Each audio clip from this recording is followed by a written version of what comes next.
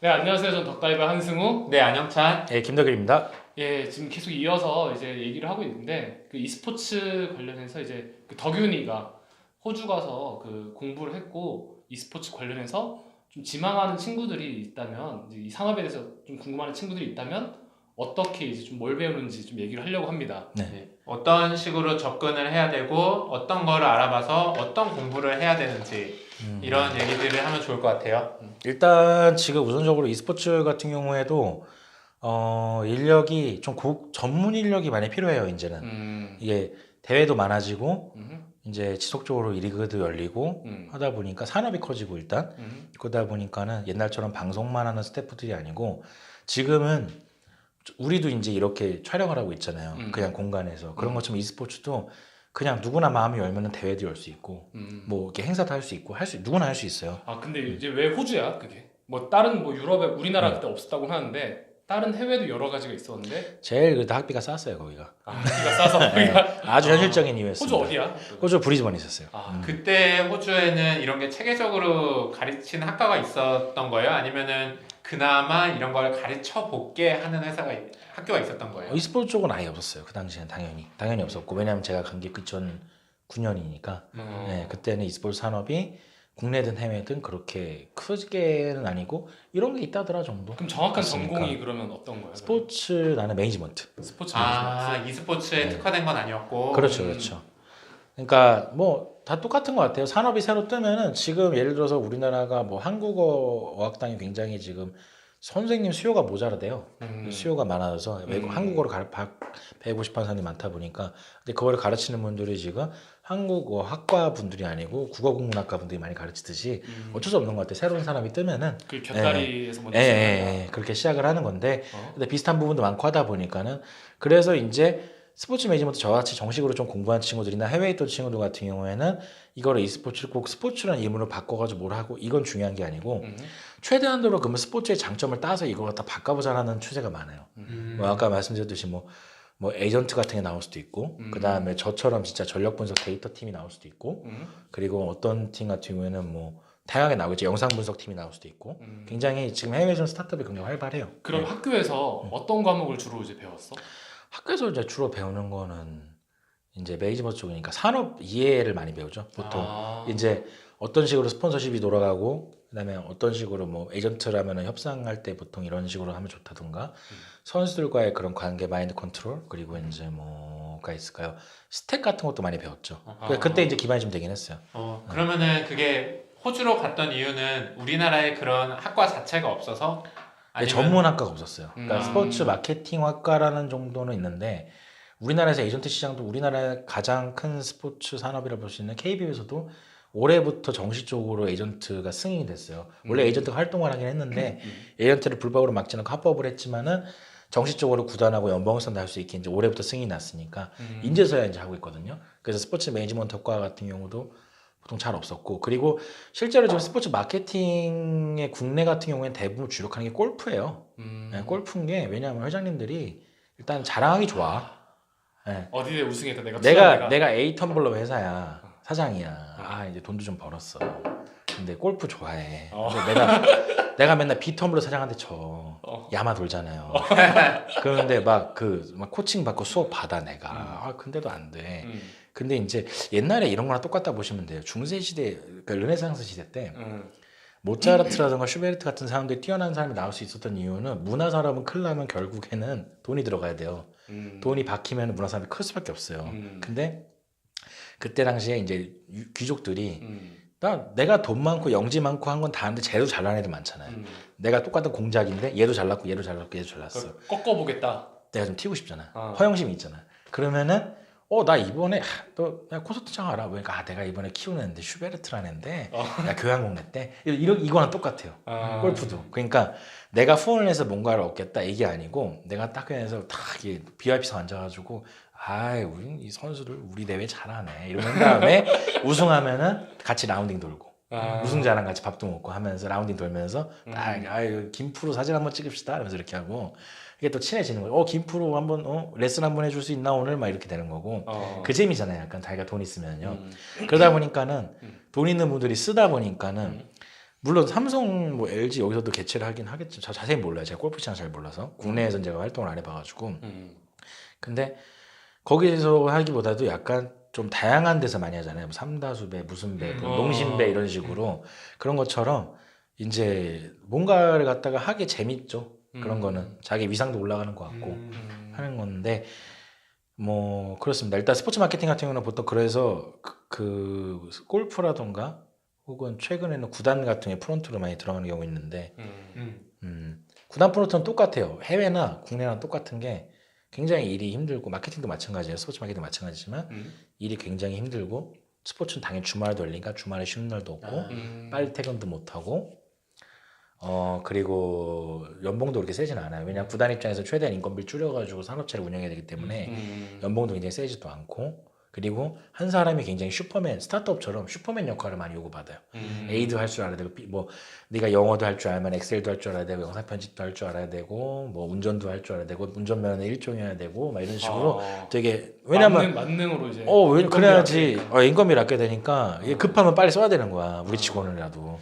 그러면은 이게 어떤 거 이거를 사실 지원한다는 게 제가 보기에는 다른 스포츠 영역도 분명히 갈 수 있는 산업이 비슷하니까 예를 들어 내가 스포츠 쪽에 관련된 일을 하고 싶은데 뭐 야구단 쪽으로 해볼까 e스포츠 쪽으로 해볼까 뭐 이런 선택지가 있을 수 있겠네요. 네, 그렇죠. 그 중에서는 보통 자기가 좋아하는 쪽으로 일단은 가게 될 선택을 테고. 하시는 게 좋을 거예요. 좋아하는 쪽 선택을 하시고 스포츠단 같은 경우는 최근에 좀 벽이 많이 허물어지긴 했지만 아직까지도 앞서 편에서 말씀드렸듯이 엘리트 스포츠의 단점은 뭐냐면요. 새로운 인재 수급이 힘들어요. 그 즉슨 뭐냐. 방송이나 선수 출신이 방송 기자 선수 출신이 아닌 이상은 진입하기는 굉장히 힘들어요. 네. 근데 뭐 프론트 제 친구는 프론트에서 일하는데요. 그 수많은 면접 경쟁을 뚫고 들어가서 한 거예요. 사실은. 그러면 그 학벌도 많이 보나 이제? 학벌도 이제는 앞서 말했듯이 경쟁이 많아지면은 이제 여기서 선별할 수 있는 게 뭐가 있을까요? 전통적인 기준에 당연히 의해 학벌이죠. 네, 그렇게 되는 거고요. 실제로 게임 산업도 처음에 이제 김대중 정부 때 육성했을 때는 고졸도 상관없다, 능력만 있으면 다 좋다, 아이디어만 있으면 다 좋다 이랬는데 지금은 이제 뭐 소위 말하면 우리가 뭐 3N이라 그러잖아요. 넥슨, NC 뭐 이렇게 얘기하잖아요. 거기 뭐 대기업처럼 진짜 연봉도 잘 주고 복지도 좋고 이런 회사들 웬만큼 학력 좋지 않으면 이제는 뭐 명함도 못 냅니다. 진짜 경력이 엄청 뛰어나가지고 막 좀 이제 화려하다. 학력은 딸려도 그러면 갈 수 있을지 몰라도. 네. 그럼 우리나라에서도 이런 학과가 좀 많나? 이제? 우리나라에서는 이제 스포츠 마케팅 학과에서도 지금 좀 생겼더라고요 보니까. 저는 물론 뭐 제가 스포츠 마케팅 학과 몇 개 있는지 솔직히 조사도 안 해봤고 뭐 제가 다니진 않았으니까 국내에서 그래서 잘 모르지만 좀 생겼다고 그래요. 한양대 같은 경우도 있고 지금 그러는데 2년 전만 해도 스포츠 마케팅 학과에서 e스포츠는 개무시했어요. 네, 교수들도 그렇고. 근데 작년부터 그 기류가 바뀌었어요. 그리고 국내에서 기류를 바꾼데 펌핑 역할을 했던 게 바로 이번에 아시안 게임이에요. 아 맞아. 네. 들어갔죠. 아시안 게임에서 시범 종목이 된 게 그러니까 e스포츠 관계자들이 다 알았어요. 다 아는 게 이미 해외에서는 이게 어마어마한 콘텐츠라는 잠재력을 다 알고 있는데 국내에서 인정을 못 받는다. 그러니까는 이거는 공중파라던가 이슈를 한번 만들어냈다 해서 와 진짜 이게 사람들이 아까도 말씀드렸듯이 e스포츠에 있는 사람들은 정말 자기가 이 일을 좋아해서 하는 사람들이잖아요. 내가 좀 연봉도 적게 받고 일도 힘들고 쉴 일도 없지만은 나 이 일이 너무너무 좋아. 내 일을 사랑해. 이런 사람들이 아직까지 남아있는 분들이 많은데 와 그분들이 일치단결을 한 거야 다. 전체가. 방송사니 언론사니 그게 중요한 게 아니다. 우리도 이제 좀 키우자. 우리도 좀 우리 산업이 재밌다는 걸 알려주자. 좋다는 걸 알려주자 해서 막 단결을 해서 막 여러분 저희가 중계가 끝나지만 MBC 채널 꼭 봐주세요. 이런 식으로 얘기하는 거예요. 중계라는 거예요. 이 스포츠 쪽에 선수 외에 구단주는 일단 별개로 내가 어떤 일을 하고자 할 때 선수 외에는 돈을 많이 받는 직군이 있어요.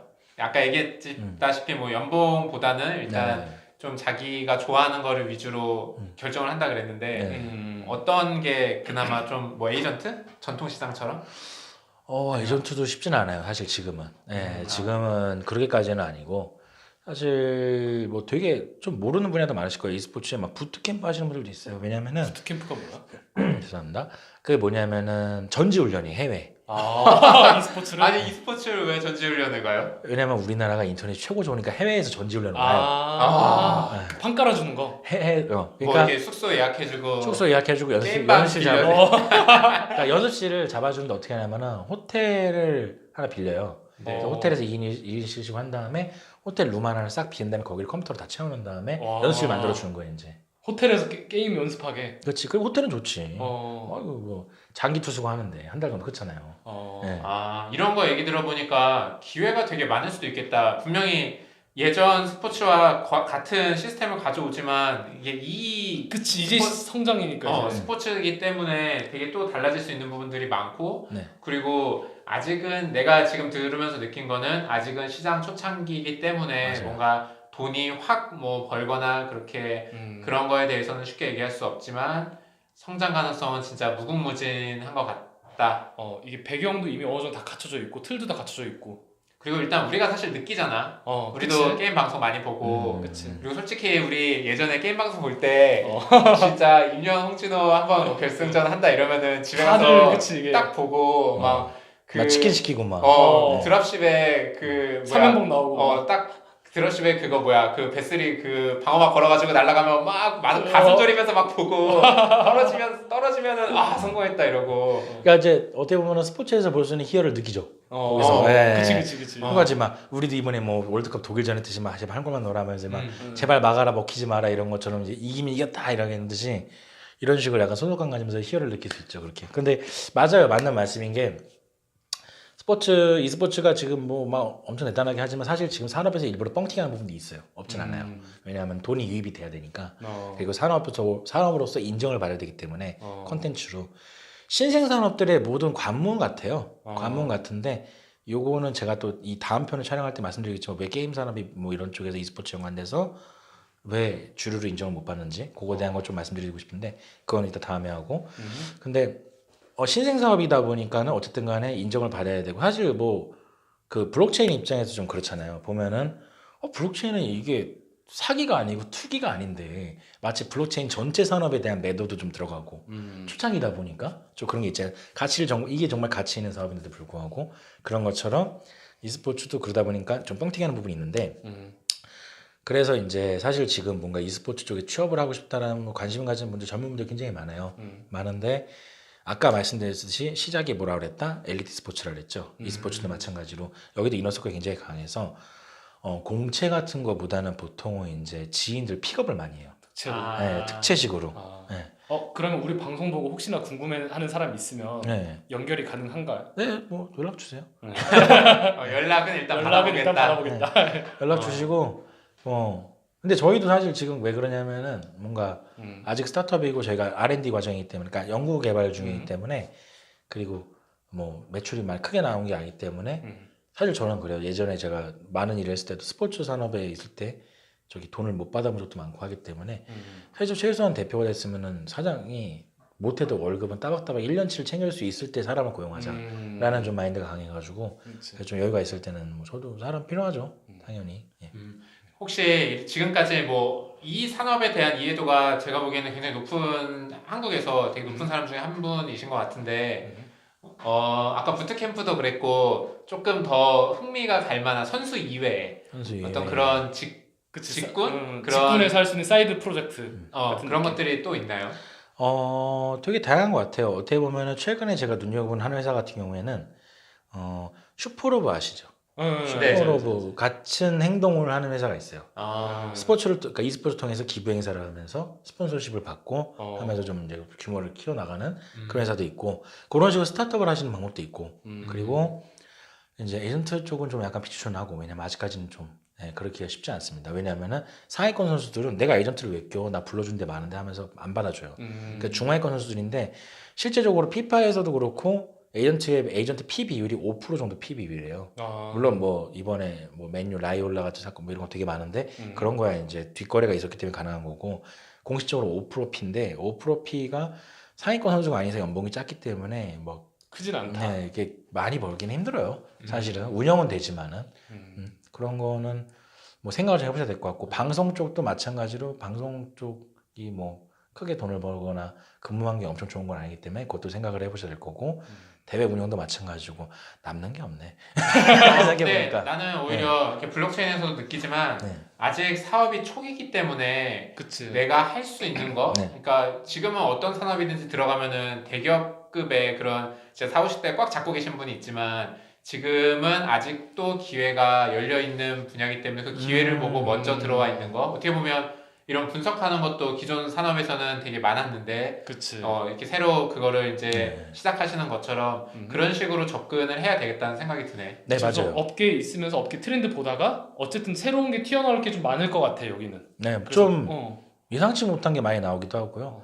그리고 또 말씀드린 것처럼 뭐 게임을 리그로 운영할 수도 있고요. 자기가 뭐 되게 다양하게 자기가 그러니까 만들기 나름이에요. 이거는 진짜 그러네. 자기의 비즈니스 모델과 자기의 사업이나 자기의 뭐 그런 거는 만들기 나름이니까 젊으신 분들 같은 경우에는 요즘에 또 경영학과 이런 데서는 또 취업 이런 거 많이 한다면서요. 활동 그 팀관이라 가지고 한번 같이 뭉쳐서 뭔가를 해보시는 것도 오. 추천드려요. 아니, 그러니까 이런 거야. 그 대학생 애들이 뭔가 스타트업 할 때 갑자기 유통을 할 수 없잖아. 그쵸. 왜냐면은 이미 꽉꽉 꽉 이렇게 네. 틀이 딱딱 그치. 잡혀 있어서. 근데 네. 여기는 정말 내가 뭔가 이런 거 해보고 싶다라고 했을 때 할 수 있는 기회가 많아서 네. 아까 얘기하신 것처럼 대학생들이 팀 이뤄서 뭐 하나 정도 프로젝트를 해보는 기도 되게 많이 열려있는 곳일 수 있겠다는 생각이 드네. 네, 굉장히 호의적이에요. 그리고 실제로 뭐 이 라이센스를 가지고 있잖아요. 이 게임사가 어쨌든 간에 주관사고 그 주관사가 대회 운영권 라이센스를 가지고 있는데 저희 대학생이가 어떻게 하는데 이번에 이런 프로젝트를 하고 싶은데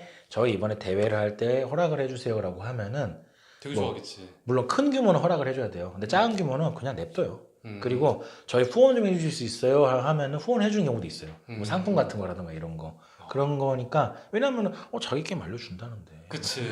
얼마나 땡큐야 자기 입장에서는. 어. 그러면서 좀만 홍해주면 가시라고 불리는데